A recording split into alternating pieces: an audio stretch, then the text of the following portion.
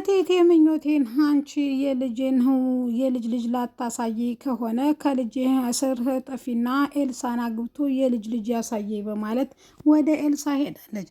ኤልሳምና እቴቴን ባንድ በመሆን ምኞትን ከዛ ተቤት አስወጥተው ለማግባትና ለመሞሸር ጉድ ያለች ይመስላል። ምንም ያክል እንኳ ብዙ ፈተና ቢደራረባትም ምኞቴ አውቄ ያላመጣሁትም እኮ እቴቴ እያለች እያለቀሰች ብትለምናትም ነገር ግን እቴቴ ጨክናባታለች። ትናንት በረከት በዊልቸር ላይ ሆኖ መብላት በጠጣት እንደማይችል ራሱ ከሱ ጎን ሆና እስከ ዛሬ አብረው ለቆየችው ምኞቴ ይሄን ነገር እቴቴ ትናገራለች ብሎ ማሰብ ዘበት ነው። ልጇ ዙፋኔ ልታስታውሳትም ብትሞክርም ነገር ግን ያ ጊዜ ያለፈ እንጂ ያሁን አይደለም። ስለዚህ ላለፈ ነገር ትናንትና ያን ነገር አድርጋለች ብዬ እኔ የልጅ ካላይ መኖር አልችልም በማለት ትቀውጠዋለች። ቤኪም ድጋሜ ሚስቴ እንደዚህ እንድትናገሪያት አልፈልግም፣ ሚስቴ እያመጣችው ፈልጋ አይደለም፣ ደሞም ትታከማለች ትድናለች ሲልም ይሄን ሁሉ ገንዘብ ከየት አምጥተህ ነው ወይም በዳል ልታስይዘው ነው ወይ ቤታችንና ድርጅታችንን በማለት ማውቀው ችላለች። አሰላሙ አለይኩም ወራህመቱላሂ ወበረካቱ። ውድና የተከበራችሁ የቻናላችን ቤተሰቦች እንዴት አደራችሁ? እንዴት ዋላችሁ?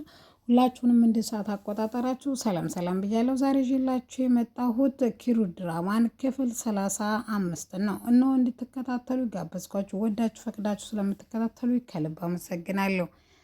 ዙፋኔ ኤልሳ ቤኪን እንግዲህ እስር እያለች ቅፍቅፍ ውስጥ እያለች ዙፋኔ ግን ነይ ውጭና እኔና አንቺ እናውራ በማለት ትጠይቃታለች።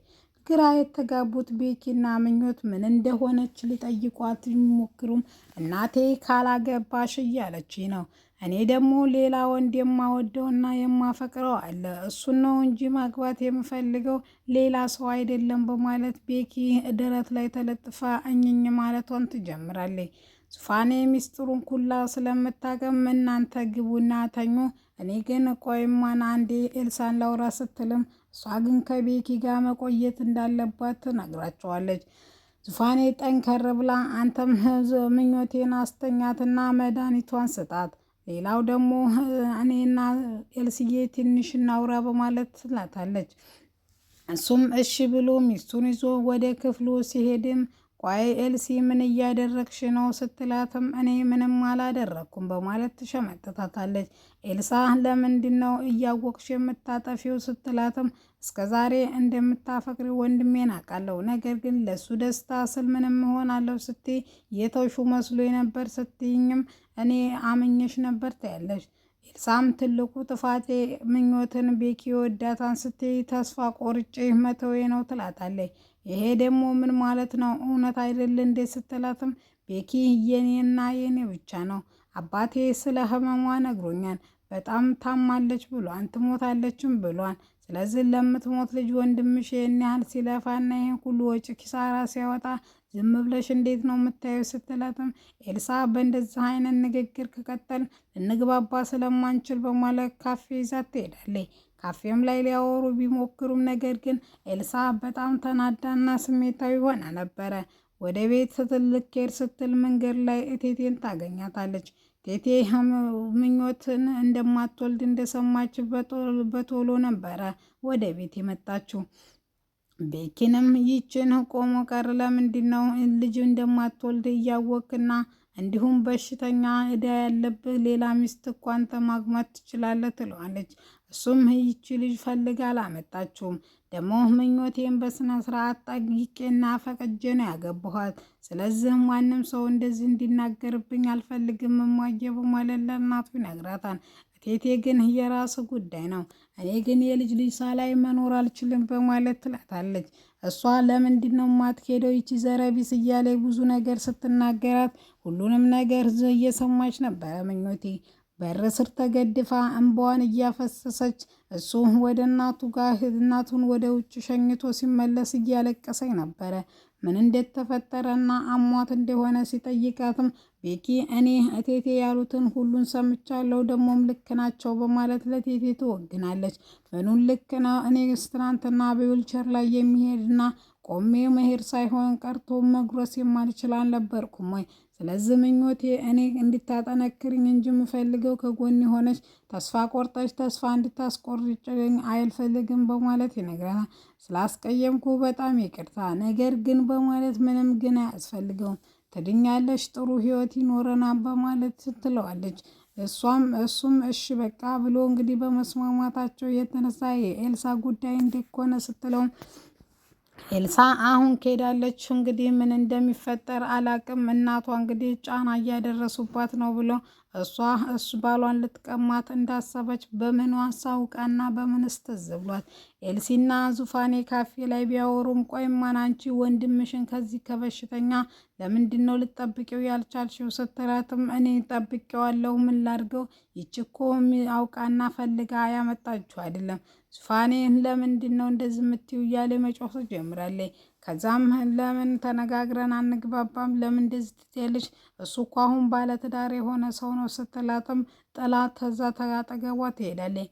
መንገድ ላይ ቴቴ ተናዳ ኤልሳ ተናዳ ያገናኛሉ። ምን እንዳናደዳ ኤልሳ ስትነግራት ይች ምኞት ናትና እንደዚህ መውለድ ማችል ሆና የሰርጓ ቀን እንደዚህ ሲያጋጥማት እንዴት ብንብላ አጠፋምና ከልጄ ወጪ ለማስወጣትና ልጄን ለመጉዳት ነው የተቀመጠችው ትላታለች። እኔም እንደሱ ነው የማስበው ትላለች። ኤልሲም እስከዛሬ እኔ ለቤኪ ብዬ ነው እንጂ በጣም ነው ማፈቅረው በጣም ነው የምወደው። ስለዚህ በማለት እንደዛ ከሆነማን እኔ አንቺን እንዲያገባ አደርጋለሁ ስትልም ነገር ግን ዙፋኔ በመንገዴ እየገባች ነው ስትላትም እሷ ምን አገባትና ነው በማለት መንገድሽ ዞር ገለል እንድትል እኔ አናግራታለሁ። አንቺ ብቻ እንደምንም ብለሽ በረከትን በእጅ አስገብተሽ ያችን ዘረቢስ እንዲፈታ ነው የምፈልገው በማለት ታናግራታለች። እሷም እሺ በማለት ተስማማና ኤልሳና ቴቴ ወደ ቤታቸው ይመላለሳሉ። ወደ ቤቷ ስትመለስም እናቷ ጋር ትንሽ ቆይታ ከእናቷም ጋር ሆነ ከራሷም ጋር ኤልሳ ከአባቷ ጋር ራሱ መግባባት ካቃታት በጣም ቆይታለች። አባቷ ኤልሳ ትሞታለች ኤልሳ ምኞት ትሞታለች ስትለው በጣም ነው ያዘነባት። ልጄ ለምንድን ነው ግፍ የምትናገሪው? ምን እንደሚያጋጥምሽ ነገር በእኛ ላይም እኮ የሚያጋጥም ነገር ነው። ስለዚህ እንደዚህ መናገራችን በማለት ተቆጥቷ ከዛ ወዲህ ማንንም አልሰማ በራሴ ጥፋት ያጠፋሁትን ራሴ ያስተካክላለሁ የዙፋንንም ያንተንም እርዳታ አልሻም በማለት አባቷንም ማኩረፍ ከጀመረ ቀናቶች አልፏታል። ቤኪ በጣም ግራ ገብቶት ምን ማድረግ እንዳለበት ከእህቱ ጋር ሳሎን ቁጭ ብሎ አሁን መድኃኒቷን ወስዳ ተኝታለች። እማዬ ግን እንደዚህ መናገር የለባትም ስትል ቆይን ያናግራታለሁ አንተን ትጨነቅ ስትለውም እሱ ይሻላል በማለት እንድታናገረው እናታቸውን ያደርጋል።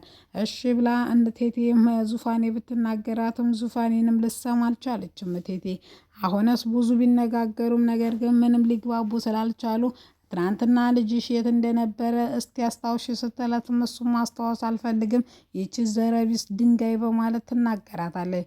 ይሄን ሁሉ ስትናገር ምኞቴ በር ላይ ነበረች። በር ላይም እንደቆመች ምኞቴን ሁሉም ሲያዋት ይደነግጣሉ።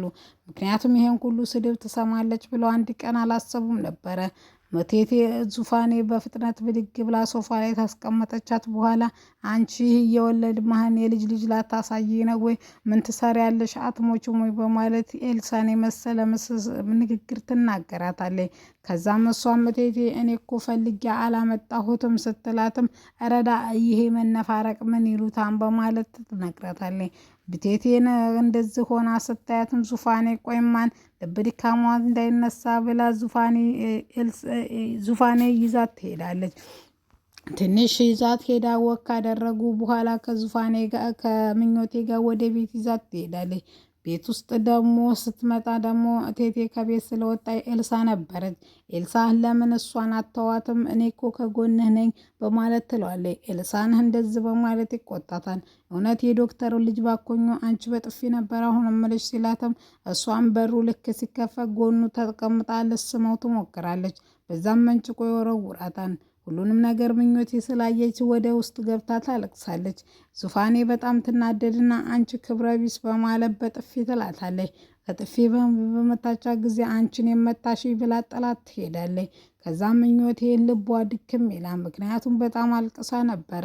እኔ አውቄ ያረኩት ነገር የለም፣ ይሄ ሴራ ነው፣ አውቃ ነው ይህን ያስመሰለችው እንጂ እውነቴን ነው እምልሽ ምኞቴ፣ እኔ ከአንቺ ሌላ ሴት ማንንም መመኘትም አልፈልግም። ከሞሽ እንኳ አብሬ ሞታለሁ በማለት ፍቅሩን ይገልጽላታል። ነገር ግን ኤልሳ ቆርጣ ተነስታለች።